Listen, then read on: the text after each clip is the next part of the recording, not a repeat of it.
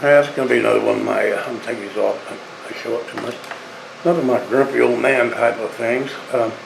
First off, a little update on this cancer deal. I can't say a whole lot about it. I'm halfway through it and really don't have any side effects from the chemo so far. I'm feeling different, really. There's a little bit of a problem on the esophagus. They said it might have a little hard to swallow. Well, it was a little bit, but today it's okay. Enough of that subject. So now, what I want to gripe about is this immigration thing. I know everybody's done it to death, but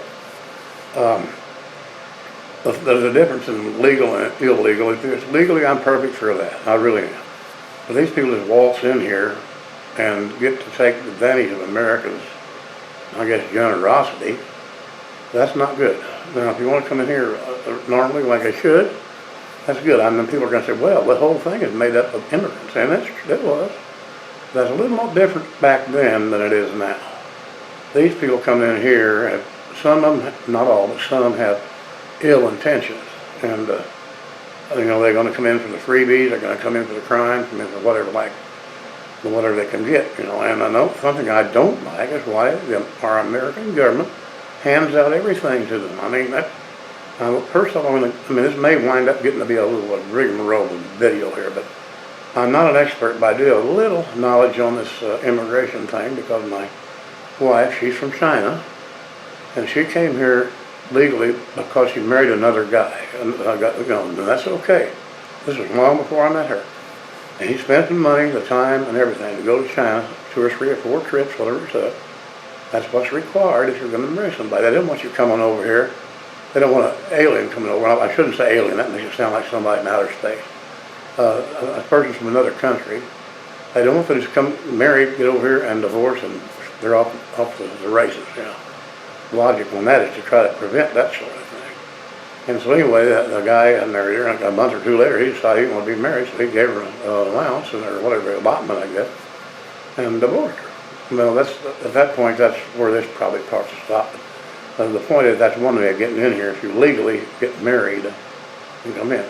Now, the other thing is her son was over there, and in China, and like an idiot, I didn't get an immigration lawyer. I should have, but I didn't.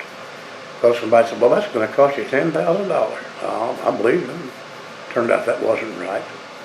So we tried to fill out all the paperwork ourselves, and this was our deal. Of course, you got these fees you got to put in there, and that's one thing why illegals don't want it, because they ain't got the money and they don't want to mess with it. Besides, it takes time. You can't just come right in the next day.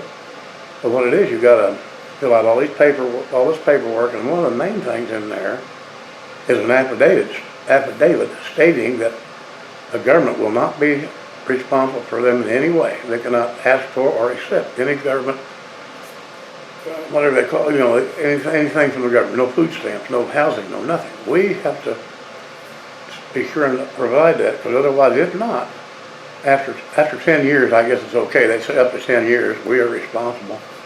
And if he tries to get that or anything, then we can be put in jail for it, literally. That's what it says on the affidavit. So that's one of the qualifications. And then over there, while he's in his country, he has to go around and obtain valid criminal records. In other words, police reports. If you got much of a criminal record, you might as well say, I'm not going.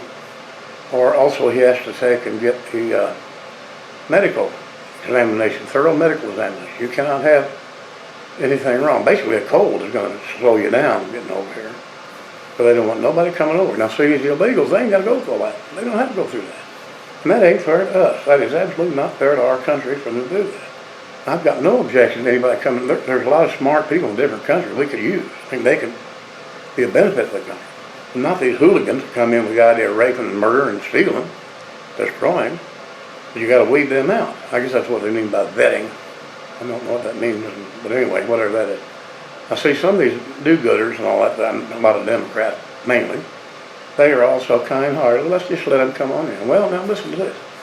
If you're sitting at your supper table there, you and your family, and they're eating, and they didn't lock your door, here comes somebody way down the street back there, and he comes in and he says, we don't have very good living conditions. I say, you do. So, well, we're going to just pack right on in here. And by the way, making enough money, so you're going to have to supply us with food and minor things like the housing and all that. And then also, do you see Junior over? He got all them dadgum bumps and sores on his face, and he can't even look straight. His eyes are all cross-eyed. Tomorrow, once you take him to the doctor, you pay for that, because I can't pay for it. I know that's kind of a weird analogy, but it's kind of the same way when you come into our country, which is our home. If invited in, fine. If you're barged your way in, that's not fine. And I don't like that one bit. I think most of Americans do. Now, the anti-Americans that live here, and there's a bunch of them, and I know some of them, they want to let everything, just let it go. Well, to a point, yeah, that's good.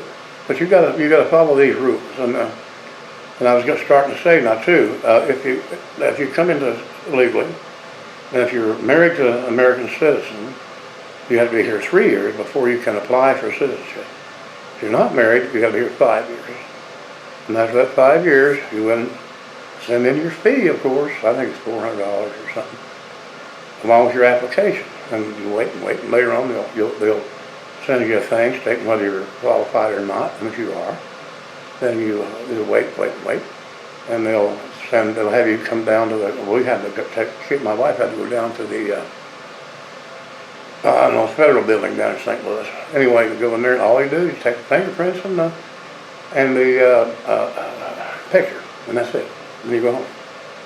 And then they'll tell you, they'll let you know if you're qualified to take the test. Then they'll give you some stuff that shows basically what you got to do, and you got to study all this book. There's 100 questions, if I'm not wrong. There's 100 possible questions they can ask you, and you need to know every answer to every one of those. Now, when you get down there and take your test, they're going to ask you 10 questions out. But do you know which 10? No. And I might be wrong, but I believe that you have to have 8 right out of the 10. Now, I could be wrong on that figure. You can check. If you're interested, you can check. So really, it's not that. Now, I had the idea that they're going to go in there and try to kick you out if they could, but no. This lady that examined my wife, very friendly, very helpful. She gave her the test, and another thing, you've got to be able to read and write a sentence in English.